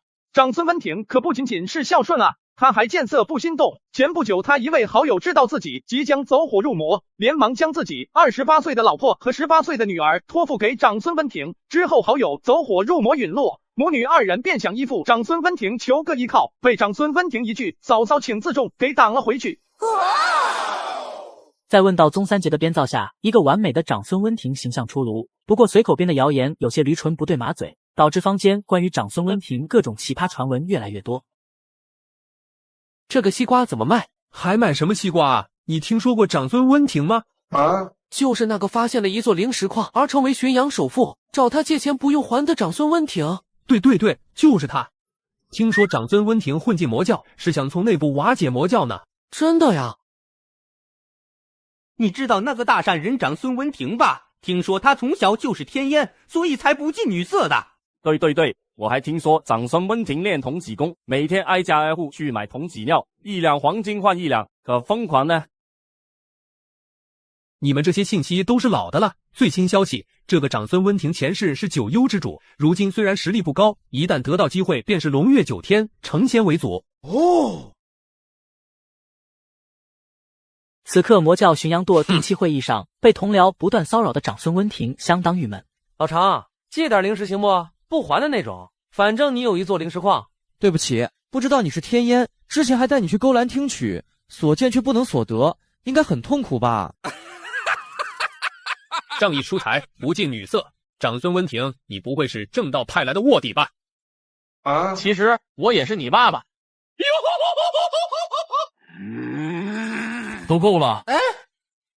温庭的品行大家有目共睹，一直都在为非作歹，无恶不作，要是被官府逮住，绝对是凌迟灭九族的待遇。这些都足以证明温庭的品行是契合我魔教教义的。多谢舵主为属下证明。其实大家只是和老常开个玩笑，咱们堂堂魔教怎么可能会有好人呢？教主给温庭的评价是魔性入骨，他老人家的评价断不会错。此事到此为止。说正事，乱世即将来临，总部要求各地招募新魔教弟子。此时的长孙温庭无心开会，拳头暗自紧握，心中发誓要把诽谤他的人给撕了。散会后，长孙温庭立马吩咐弟子出去打听，到底是哪个王八蛋在陷害自己。老大，查清楚了，谣言的源头就是这里。去问，老子一定要把这个龟儿子揪出来。你们要找造谣的人？哪有造谣的人？只有宣扬好人好事的人啊！这几个人面色不善，一看就不安好心。我不能让那些传播正能量的人流汗又流泪。哦，我知道，印象相当深啊。那个造谣的人长得……等等，他描述长相的时候，你画出来。那个人身高8尺，身宽也8尺，却长得白白净净的，一顿能吃下一头牛。随着茶摊老板生动的描述，造谣者的形象仿佛跃然纸上，栩栩如生。这人怎么看起来像块豆腐？对，他的头看起来四四方方的，就像块豆腐。如此明显特征的人应该好找，你们全程找这个人，找不到就别回来见我。是，老大。明明是模拟动物形态的象形拳，却被你练歪成了变身术，成为了名副其实的百变星君。而刚变成虎妖的你，却不知该如何变回去。田师弟，哎呀，妖怪呀，妖怪呀！妖怪你大爷！是我田小森啊，还真是田师弟的声音，你怎么变成虎妖了？闲着没事研究了下你给我的象形拳，结果就这样了。你不会又把象形拳给练歪了吧？怎么练成变形计了？你等会，我研究研究怎么变回去。蛮师弟别吃了，快过来。待会啊，还没吃饱呢。有小姐姐找你。哪个小姐姐找我？你看他。妖怪啊！还我田兄弟来！不好意思，失手。蛮师弟你别冲动，这个虎妖就是田小森啊。三人一番折腾后，宁宪峰和满谷看向田小森的眼神变得怪怪的。他们原以为田小森是在施展某种法术，没想到他只是在打象形拳。你是怎么练出这个效果的？你们想，象形拳的本质就是模仿动物嘛，当然是模仿越像就越厉害，对吧？对，我就抱着这种想法，练着练着就变成老虎了，合理吧？合理个得啊！田师弟，要不你试试变成其他东西，给咱开眼。对，开眼。好，我再试试。田小森双手合十，口中念念有词，紧接着猛地一拳打出去，结果技惊四座，他的脑袋变成了一块豆腐。田师弟，你现在什么都能变，那你变成虎妖，岂不是能把那个长孙温庭给约出来？哦，对哦，这正是我本意呀！我简直太机灵了！哈哈哈，终于找到你了，豆腐头！你看吧，我就说他们一定住客栈的。最讨厌麻烦了！别揍我脸！长孙温庭看到派出去的小弟迟迟未归，又派了人手去寻人。几日后，终于有了消息：老大，人找到了，还不快进来！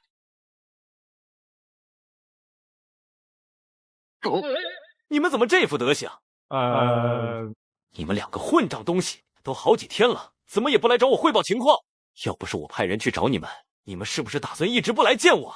老大是你说的呀，找不到人别回来见你，我们就是没找到嘛。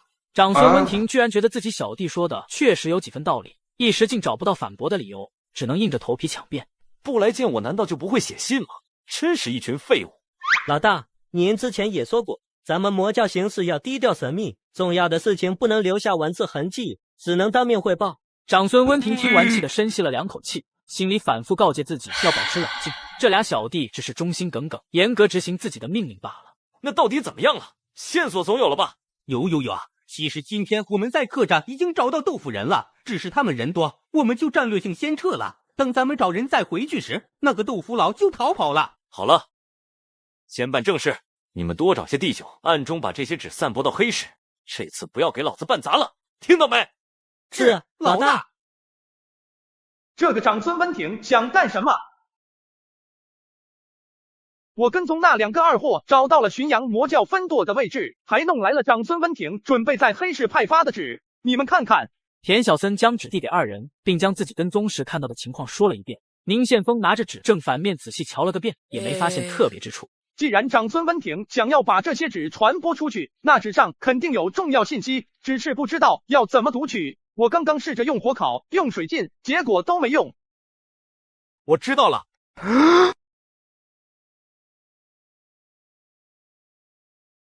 嘿嘿，很简单嘛。以前听说书的先生说魔教都是好血腥的，结果真的有用呀。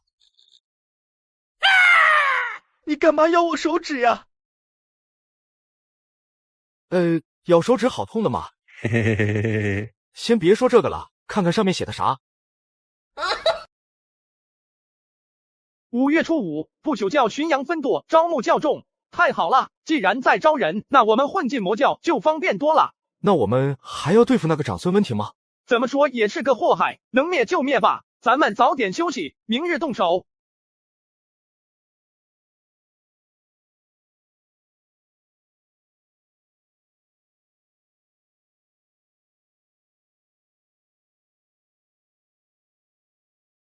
终于出来了，跟上去。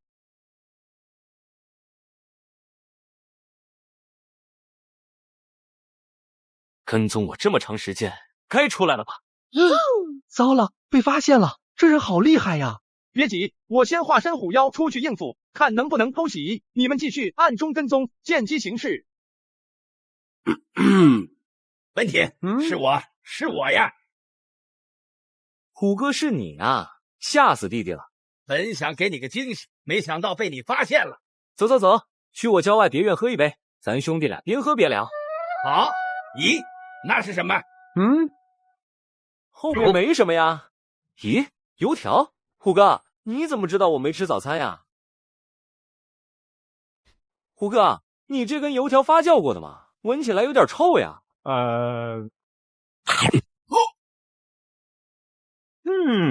吃起来还真有点臭，嘿嘿，我喜欢，这味儿地道。这么硬的油条都能一口气吃完，看来这货的修为不低啊！走，去我那儿喝酒。跟踪了这么久，也该出来了吧？糟糕，难道满谷他们被发现了？我数到3，乖乖给我出来，要不然别怪我手下无情。1、2、3，没事了，走吧。啊，那你刚刚是在干啥呀？没啥，就是装个杯试试有没有人跟踪而已。现在确定了，没人跟踪。啊！我去，那刚刚我跳出来岂不是个大傻瓜？糟了，不知道那两货会不会……没想到，小爷还是被你发现了。明明是模拟动物形态的象形拳，却被你练歪成了变身术。人手不够，触手来凑，一套章鱼卷法打得反派落花流水。而10分钟前，反派还在嘻嘻哈哈，完全不知道即将发生什么。没想到，小爷还是被你发现了。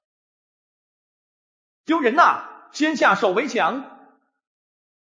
看到草丛中跳出来的宁宪峰和满谷二人，长孙温庭一脸错愕，随后立马换上一副淡定的表情。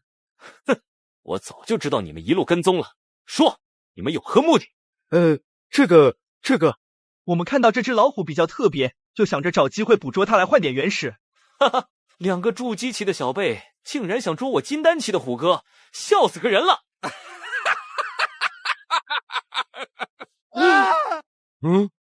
虎哥，你干嘛用棍子戳我？啊，你的罩门不在破门吗？兄弟，你不要想着一招先吃遍天好吗？我放！我尼玛！你们是哪个教的？和我有什么深仇大恨？此时的长孙温庭认定宁宪峰等人也是邪魔歪教之徒，毕竟如此下作的攻击手段，名门正派根本使不出来。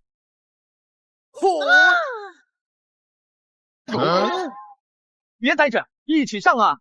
我射，我再射，我打。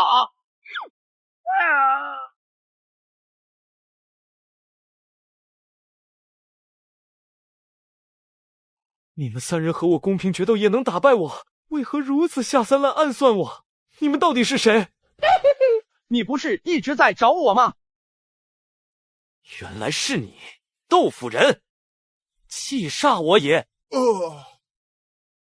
解决了长孙温庭后，号称名门正派的问道三杰秉持着贼不走空的原则，不仅回收了长孙温庭的随身物件，田小森还变身为长孙温庭，带着其余2杰混入其住宅，进行了一番彻底搜刮。最后3人心满意足的离开，准备混入魔教继续搞事情。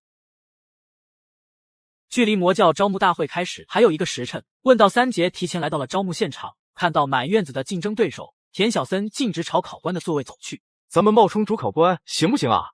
放心吧，包没问题的。安静。我叫田小森，这2位是宁宪峰和满谷。我们3人是本次选拔的考官。面试提前了吗？这3人好面生啊，江湖上也没听说过这3个人。正常，魔教是神秘又低调的教派，所以考官才低调到没人认识。大家不要讲小话，谁先来自我介绍？你先来。我吗？对，就是你。说说吧，为什么要加入魔教？你加入魔教能为我们带来什么？自己有什么职业规划？又希望魔教能给你什么？田小森一连串的问题把面试者给问懵了。原本预想中会被问及的修为如何，有没有干过什么坏事之类的问题，是一个都没问。什么啊？面对我们的问题支支吾吾，将来要是被官府抓了，肯定很快就把我们出卖了。你被淘汰了。你来说。我叫杜基堂，蒙狗帮帮主。我加入魔教是想有一个比较好的发展前景。加入魔教后，我一定兢兢业业干坏事，把魔教做大做强。魔教需要我做什么，我就做什么，绝对毫无怨言。教兴我兴，教衰我耻。行了，你被淘汰了，回去吧。为什么就这样淘汰我？我不服。什么是魔道？就是自私自利、心狠手辣才叫魔道。你这种一心为魔教服务、不求回报的人，怎么有资格做魔教徒？魔教徒一定要想着如何篡位，团结一心不内斗的，还叫什么魔教？滚吧！下一个，在下虚空公子是一名有文化的杀手。满谷看到这位有文化的杀手，就问了一个问道宗长老都回答不上了的问题。既然你有文化，我就问你一个文化上的问题。娘和妈都是一个意思，那为啥不能把姑娘叫做姑妈？听到这个离谱的问题，虚空公子愣了好一会儿，硬是不知该如何回答这个所谓的文化难题。他万万没想到，这个一直沉默不语、看起来平平无奇的考官，一开口就给了他一记闷棍。我主要是杀手。既然你是杀手，研究过官府的律法吗？略懂略懂。虽然嘴里说着略懂，但是虚空公子那副欠揍的表情，就说明他在非常高调的谦虚。好，既然你懂，那我问你，律法对杀人的定义是故意剥夺生命构成杀人罪，请问自杀构成故意杀人罪吗？要是构成，应该怎样惩罚凶手？继满谷之后，宁宪风给了虚空公子第二记闷棍，让虚空公子连续受到了人生中最大的挫折。这次面试真难啊！是啊，这些问题都是正常人能问出来的吗？唉，魔教真的不好加入啊！怎么回事？本座还没到，怎么就开始面试了？哼，不贿赂我们还想通过招聘？下一位。就这点零食，打发要饭的吗？你之前有没有魔教的工作经验？扯淡！我要是有加入魔教，还用得着来面试吗？没有。哦，不好意思，没有魔教工作经验的我们不收，回去吧。你们三个好大的胆子，竟敢冒充考官！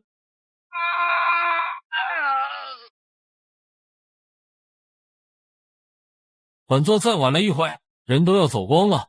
老六为了混入宗门，竟假扮考官，却被真正的考官一招上墙。只因他把所有来面试的竞争对手都淘汰了。看着空荡荡的招聘会现场，真考官直接怒了：“好大胆的小子，该死！”我去，碰到硬茬了，要智取。大人冤枉啊！我们这样做是一心为了魔教着想啊！你们的意思是本座冤枉你们了？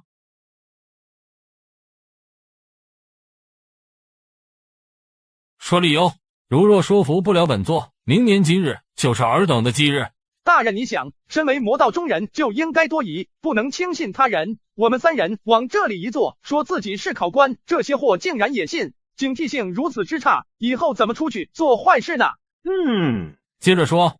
还有最重要的一点，只有正道大侠才会如此容易相信别人，因为他们胸怀坦荡，言而有信，甚至拾金不昧。所以，请大人一定要严查这些面试者的身份，不能让正道修士混入我魔教做卧底啊！田小森一番完全替魔教考虑的话，让巡阳舵主表情稍稍舒缓。这时，宁宪风也一脸真诚的开口了：“咱们魔道修士自私自利乃是本性，这次来了这么多人，我们自然要想办法减少竞争对手。他们骗人经验不够丰富，只能说他们技不如人。”此时巡阳舵主眉头展开，觉得这才是魔修最真实的心里话。魔道修士不就是要无法无天、无所不用其极的吗？紧接着满谷一句最朴实的话，让这位舵主彻底相信这三位就是坏的脚底流脓的货。大人您放心，我们加入魔教后，保证一件好事都不干。这三人资质不错，说不定能得到高层器重赏识，这样我巡阳奋斗的评价也能更上一个台阶了。行，你们三人跟我走吧。我走。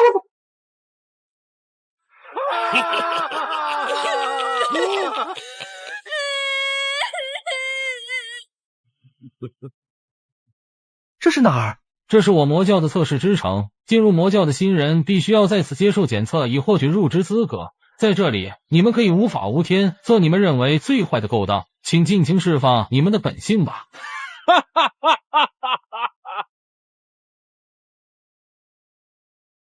三人看到满城为非作歹的魔修们沉默了。他们平时虽喜欢胡闹，甚至还有些下作，可他们的本性却不允许自己去伤害无辜的人。怪不得魔教没有卧底混进来，这种考验正道修士根本通不过，伤天害理会毁修道者的道心。有些难办啊！你们最想做的坏事是什么？去青楼算不算做坏事？对啊，反正来都来了，去一趟青楼也无妨，咱们就看看。好，先说好了，我就只是过去纯看。我是读书人，我不去那种地方。你从上到下哪一点像读书人？没事的，不耽误你做读书人，你过去也纯看呀。田小森和宁宪峰二人费尽口舌劝说半天，满谷依然坚持读书人的风骨不为所动，最后只能放弃。既然你不愿意去，我们也不勉强，哥哥替你去吧。看到田小森如此仗义，满谷松了口气，心中暗赞还是田兄靠谱。没想到田小森紧接着打出一套象形拳，变成了他的模样，直接把满谷看傻了。不用谢我，我这就替你去。不行，你不能去，要去也不能变成我的样子去。别害羞嘛。过去看看发生了什么事。混账东西！看到眼前这群魔修草菅人命，三人心中生出冲天怒火。宁宪峰和满谷想要出手阻止，却被田小森拦了下来。先不要冲动，咱们三人不可能打败这群魔修的。那你说怎么办？我有办法可以暂时提升我的战力，你俩等我一会。你已经没有10牛之力丹了，难道还有其他私藏的秘法？看我的！哦，田小森之所以认为变成大师姐能提升战力，是因为刚才变成满谷时，明显感觉自己身体强度增强，也就是说，田氏象形拳可以获得部分被模仿者的力量。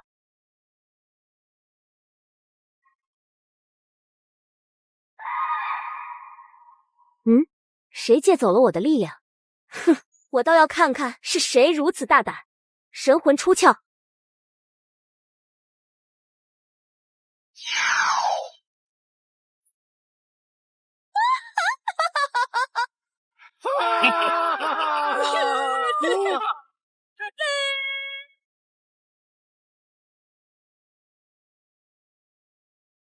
正准备见义勇为的三人被突如其来的天变震得呆住了，其他正在作恶的魔修也和三人一样停下手中的事，目瞪口呆地看着头顶出现的巨大影像。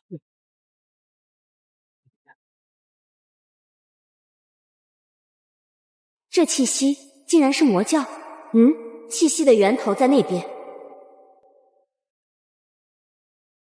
卧槽，大师姐简直强到没朋友，还好没看到我变成她。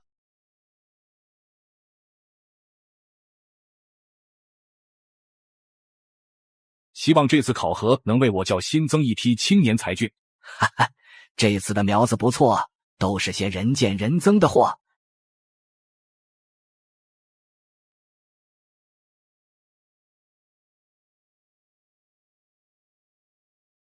怎么回事？带本作坊神识出去查探一二。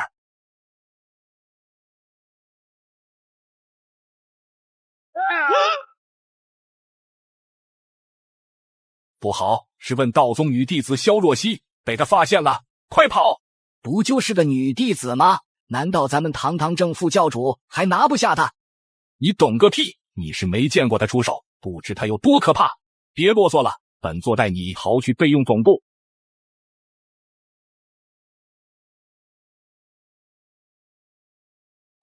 这是魔教总部，逃得倒挺快呀。堂堂魔教教主跑路，竟然变身成2只蛤蟆，只为躲避这个如同 bug 一般的女人。2只蛤蟆逃了3天3夜后，终于摆脱了危机，变回人形后的教主立马红吞1万颗保命丹。好险好险，差点就陨落了。教主你感觉怎么样？死不了，幸好我留了后手，提前准备了这个备用总部。教主，恕我直言，您带我迂回曲折的逃，是撤退了3天，最终目的地就是这么朴素的备用总部啊！不用讳言，咱们碰到问道宗的萧若曦，逃命又不丢人。你别看这里破旧，却是最好的掩护。谁能想到这是4大魔教之一的备用总部呢？连你都想不到吧？教主英明，我是真没想到呢。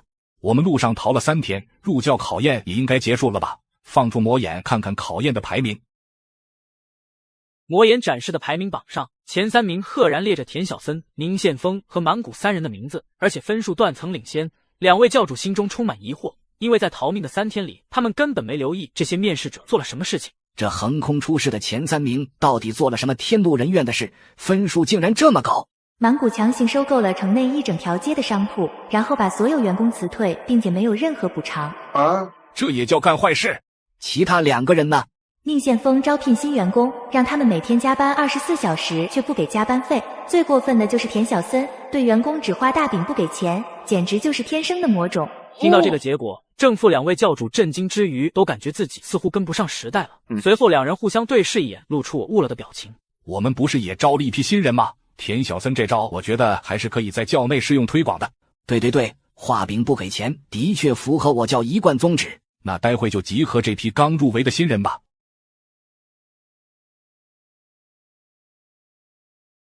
教主，这里如此荒芜，新人在这里开会，会不会让他们感觉我魔教有点不上档次啊？您懂我的意思吗？你堂堂魔教舵主，这一点都不明白吗？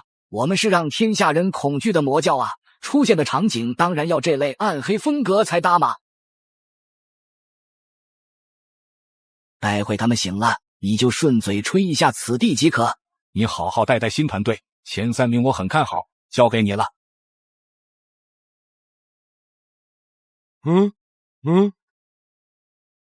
我们怎么到这里了？这是什么地方？不用看了，此乃魔教圣地，只有相当有潜质的优秀新人才能进入此地。你等6人从今天起便是我魔教浔阳分舵的核心弟子。弟子见过舵主大人，终于混入魔教了。有些事情也该告诉你们了，我教名为不朽教，供奉的是不朽仙人。按理说应该为你等办理入教仪式，然后参拜不朽仙人。只是今日大家都比较累，就改日吧。今日我请客为几位接风洗尘。改日？真的？让舵主破费还真不好意思。大家点菜吧。啊？接风洗尘就只是吃顿饭啊？有的吃就吃吧，还发什么牢骚？您请客，自然是您点菜。随便点，迎新饭没那么多讲究。本座先介绍下自己，我姓楚，你们可以叫我楚舵主。楚舵主真是个讲究人。小二，这位爷，您请吩咐。你家酒楼有菜单吧？直接给我们来个全套，菜单上每道菜都上一份，咱们边吃边聊。贵儿子的，老子是让你们别拘束随便点，没让你们随便点菜，是听不懂人话吗？这帮小兔崽子让本座破费，你们也别想好过。这个，你们入教需要做一个新手任务。什么任务？就是搞钱，谁在规定日期内搞的钱最多，谁就是新任执事。我很快就会离开分舵，到时候舵主一职就在你们之中择优选拔了。搞钱还不简单啊，今晚我就把附近的富户全给劫了，这个执事之位我持续书要定了。也不撒泡尿照照，穿得像乔峰就以为自己很牛逼嘛。你他娘的，老子早就看你不顺眼了，之前假扮主考官戏弄于我，现在还敢当面呛老子，老子要和你单挑。看到属下之间剑拔弩张，针锋相对，楚舵主并未阻止，而是微笑着旁观。画大饼和分化就是他御下的手段。单挑，一定要单挑！我在后山等你丫的，不来是小狗。行，单挑就单挑，怕你呀！都冷静，单挑是可以的，但是要点到为止。你们都是我魔教的精英，伤了谁都不好。记住，要点到为止。哼，我持续输在后山等你。看来这饭也吃不了了，不如就先散了吧。咦，我的钱放哪儿了？我买单的钱呢？楚舵主，不用您买单了。我说过我请客的，怎么能好意思让你？对，楚舵主说过要请客的。你住口！我等身为魔教之人，吃霸王餐天经地义。难道楚舵主是那种吃饭给钱的老好人吗？就是，之前舵主的确说的是他请客，但没说要结账啊。请客和结账是两回事。楚舵主意识到在玩心眼和挤兑人这方面，他是万万不如田小森3人的，最后只能咬牙忍住打人的冲动，默默掏出了一锭金子扔到桌上。滚！都给老滚！持续输，咱们之间没必要搞这么僵吧？哼，你这个卑鄙小人！别废话，单挑吧。咱们之间应该有误会，肯定有小人从中挑拨。要不咱们回去找楚舵主说和，就算你信不过我，也总该信楚舵主吧？你还敢提楚舵主？哪里来的脸？当初你冒充楚舵主面试，把我们赶走都还能留下，他定是被你花言巧语所蒙骗，哪有什么其他小人？你就是那个小人。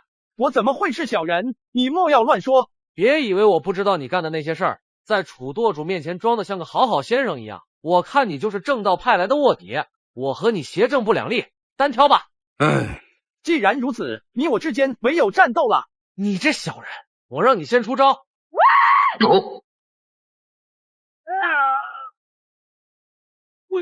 为什么你会变强？楚舵主让你点到为止，你怎么把他干嘎了？回去怎么交代啊？我用录影球录下刚刚的影像了，舵主那边会理解我的，放心吧。什么？持续叔被你打死了？舵主您消消气，持续叔的脾气您是知道的，一言不合就杀人，还说了您一些不好的话，属下一时激愤就全力以赴，没留住手。混账！他说什么话，你也不应该打死他。他说我什么了？我都录下来了，只是留影球不知哪里出了问题，录像有些卡顿，不过也能大致反映出当时持续叔的态度。持续叔，咱们之间没必要搞这么僵吧？哼，你这个卑鄙小人！别废话，单挑吧。咱们之间应该有误会，肯定有小人从中挑拨，要不咱们回去找楚舵主说和说和，就算你信不过我，也总该信楚舵主吧？楚舵主哪里来的脸？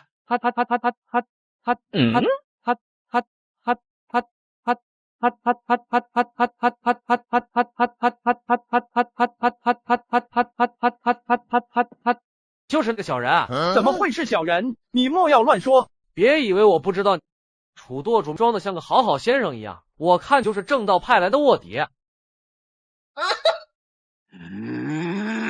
看完经过田小森剪辑后的影像，楚舵主气得咬牙切齿，而田小森则在一旁继续拱火。咱们虽是魔道中人，也会知恩图报。舵主您待我不薄，我见那持续叔如此诽谤您，不由得怒火中烧，一气之下就和宁宪峰2对1，将持续叔这小人给灭了。灭得好，这个畜生死有余辜。